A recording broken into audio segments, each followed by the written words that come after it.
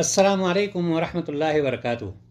جب عید جمعہ کے دن پڑ جائے تو اس دن نماز جمعہ کا کیا حکم ہے؟ اگر نماز عید الفطر یا نماز عید الاضحیٰ جمعہ کے روز پڑ جائے تو کیا نماز عید الفطر یا نماز عید الاضحیٰ کے پڑھ لینے سے جمعہ کی نماز ساقط ہو جائے گی یا دونوں کو پڑھنا ہوگا؟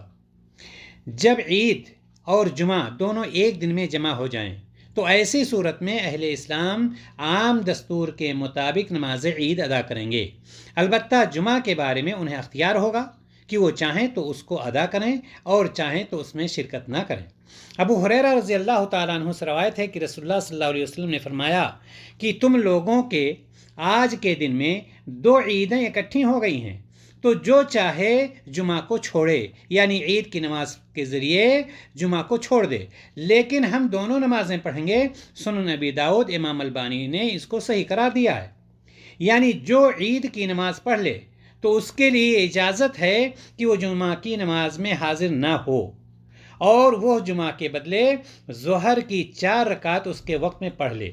اور اگر اس شخص نے نماز عید کے ساتھ نماز جمعہ بھی پڑھ لیا ہے تو یہ اس کے حق میں افضل ہے۔